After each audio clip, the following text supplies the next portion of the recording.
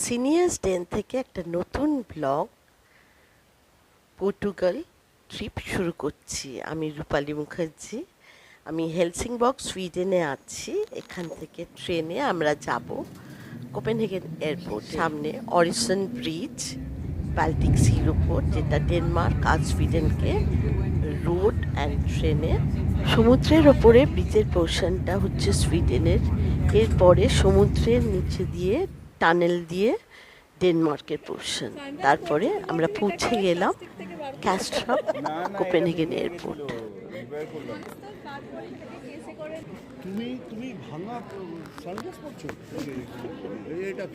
Check in করে অধীর আগ্রহে wait করছে বুনছোনা রায়নেয়ারে উঠবে বলে।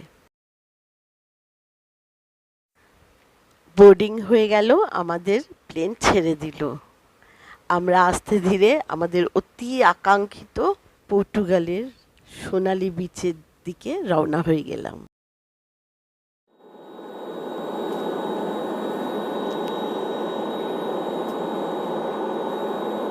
দূরে বাল্টিক সি দেখা যাচ্ছে। এখন আমরা আটলান্টিক ওশানের দিকে যাই। আমার দুই নাতনি, দুই ক্ষুদে যাত্রী নিজেদের খেলা নিয়ে ব্যস্ত। হলুদ রঙের র্যাপসিড প্লান্টেশন প্যাচগুলো দেখা যাচ্ছে সুইডেন আর ডেনমার্কে। আমাদের প্রথম দর্শন হলো আটলান্টিক ওশানের। বুঝতে পারলাম আমরা প্রায় পৌঁছে গেছি পর্তুগালের দিকে।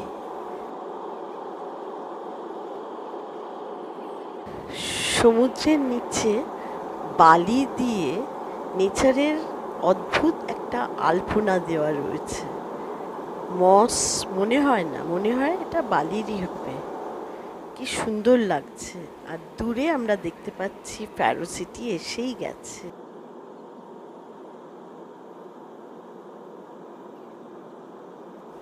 দেখতে দেখতে আমরা পৌঁছে গেলাম ফ্যারো এয়ারপোর্টে।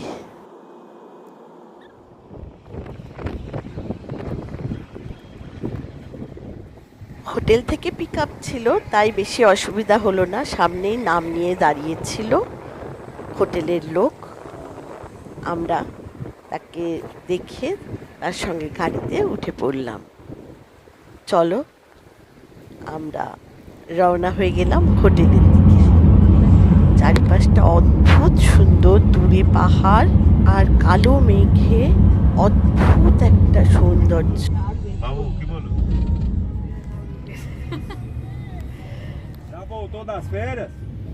চারিপাশটা দেখতে দেখতে আর গল্প করতে করতে কখন যেন আমাদের পথটা শেষ হয়ে গেল। আমরা পৌঁছে গেলাম আলগার ভিলেজ অ্যাপার্ট হোটেল। আমাদের হোটেলে গাড়ি এসে দাঁড়ালো রিসেপশনের সামনে। আমরা চেক ইন করতে রিসেপশনের ভেতরে ঢুকে গেলাম। রিসেপশন থেকে চেক ইন করার পরে আমাদের সবার হাতে একটা করে ব্যান্ড পরিয়ে দিল।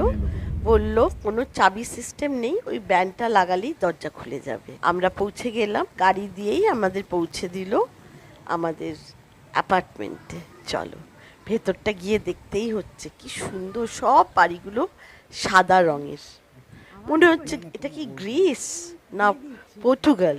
চলো এবার আমরা ভেতরে ঢুকি, দেখি কেমন ঘরগুলো। বড় ড্রয়িং রুম, কি সুন্দর কিচেন, মাইক্রোওয়েভ থেকে শুরু করে হট প্লেট সব কিছু দেওয়া আছে। বাহ, লিভিং রুমটা তো খুব বড় আর ওয়েল ফার্নিশ।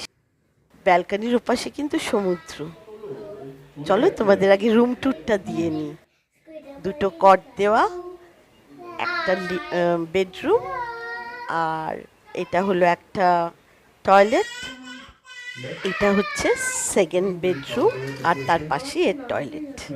এই বেডরুম থেকে জানলা খুললেই দেখা যাবে অ্যালগার ভিলেজ কাম রিসর্টের অপূর্ব দৃশ্য। ব্যালকনিতে আসলেই এই অপূর্ব দৃশ্য, আটলান্টিক ওশান চোখ জুড়িয়ে যায়। এবার চলে এলাম বুগনভিলিয়া রেস্টুরেন্ট রিসর্টেরই। এখন প্রায় 3:30 বাজে। লাঞ্চ তো করিনি, তাই বাচ্চাগুলোরও খিদে পেয়েছে, আমাদের বড়দেরও। চলো কিছু খেয়ে নেওয়া যাক এবার। খাবার অর্ডার দিয়ে এদিক সেদিক ঘুরতে লাগলাম। চোখে পড়ল একটা বড় সুইমিং পুল, যার পাশেই রয়েছে ছোট বাচ্চাদের একটা প্লেগ্রাউন্ড, কিডস জোন, আর তার পাশেই রয়েছে আরেকটু বড়দের স্লিপ, নানান রকম খেলার। দেখতে দেখতে লাঞ্চ চলে এলো।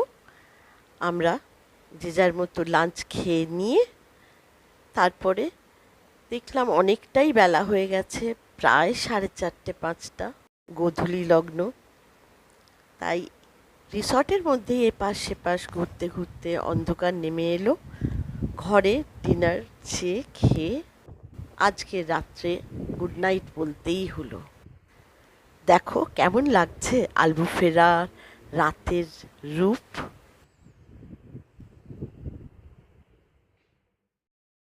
Good morning.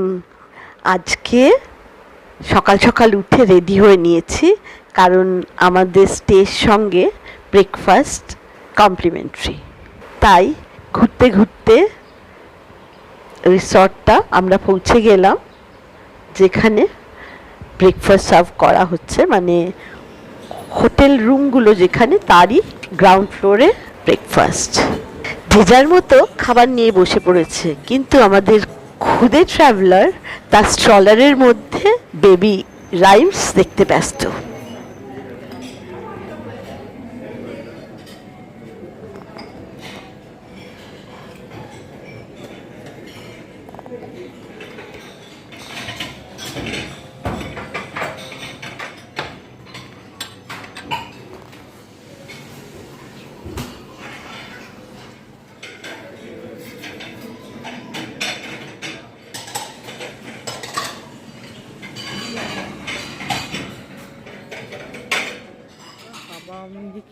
ব্রাঞ্চ করে বেরিয়েই আমরা খোঁজ করতে লাগলাম বিচের রাস্তাটা।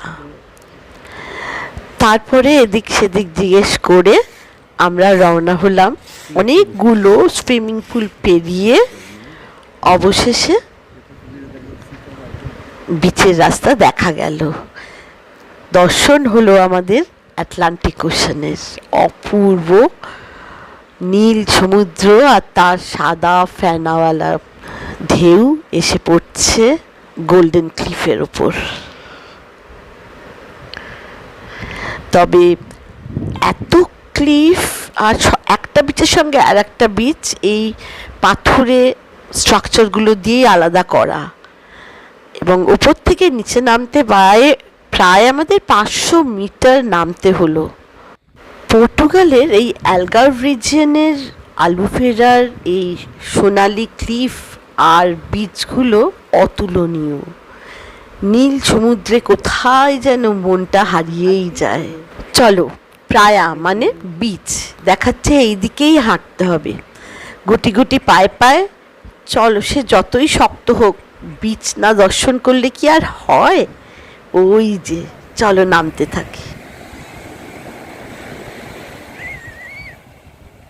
আহা, দিগন্ত বিস্তৃত সমুদ্র, নীল সমুদ্র, আর ওপারের ওই গোল্ডেন ক্লিফগুলো আর সোনালি বিচ দেখে মনে হলো হয়তো আমাদের ইন্ডিয়ার গোয়া, তাই না? না, আর কথা বলে তোমাদের ডিস্ট্র্যাক্ট করব না, শুধু দেখে যাও।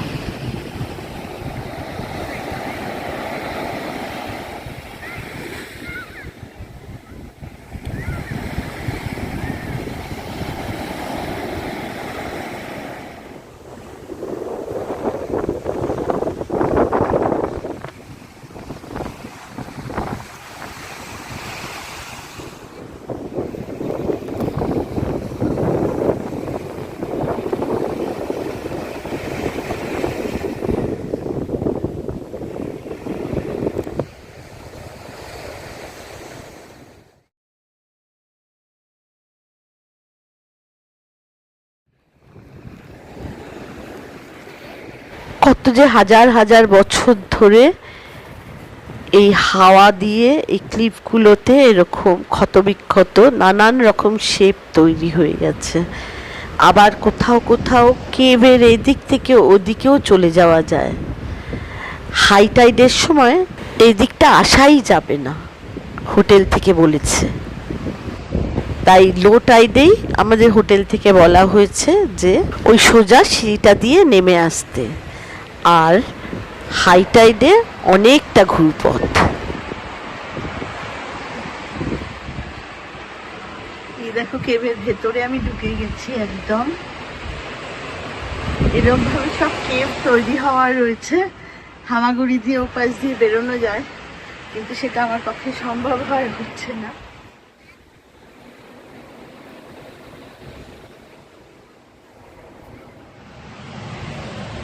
এই যে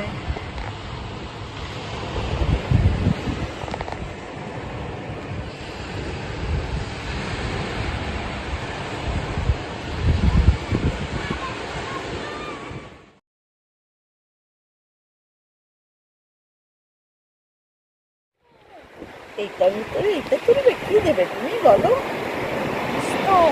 স্টোনস দিচ্ছ, ডিফারেন্ট কালারড স্টোনস, শেলস পেয়েছো? দেখো এ কিছু হবে, তুমি কি শেলস পেয়েছো? না, শুধু একটা যেটা তুমি দিয়েছিলে। আচ্ছা, আর সব স্টোনস পেলে?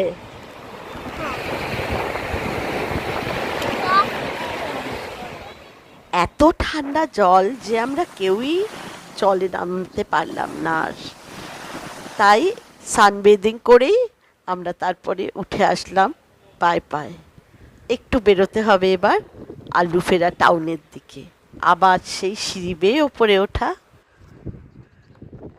দূর থেকে সমুদ্র দেখতে আরও ভালো লাগছিল। ওপরে এসে আমরা ঘরে গিয়ে চেঞ্জ করে আলবুফেরা স্ট্রিপ ওয়াকিং স্ট্রিটে গেলাম, কিন্তু এখন আলো থাকায় অত সাজ সরঞ্জাম কিছুই দেখতে পেলাম না। শুনেছি রাত্রে নিয়নের আলোয় আর লোকজনের কোলাহলে এই রাস্তা একটা অন্য রূপ নেয়, দুধারে ক্লাব আর পাবে ভরে যায়। তাই আমরা আলবুফেরা শহরটায় বেশ খানিকক্ষণ ঘুরে তারপর ডিনার কিনে আমরা হোটেলে ফিরি। আজ এখানেই শেষ করছি। আশা করছি তোমরাও আমাদের এই ট্রিপটা আমাদের মতোই এনজয় করছো। থ্যাংক ইউ আমার সঙ্গে থাকার জন্য, আমায় সময় দেওয়ার জন্য।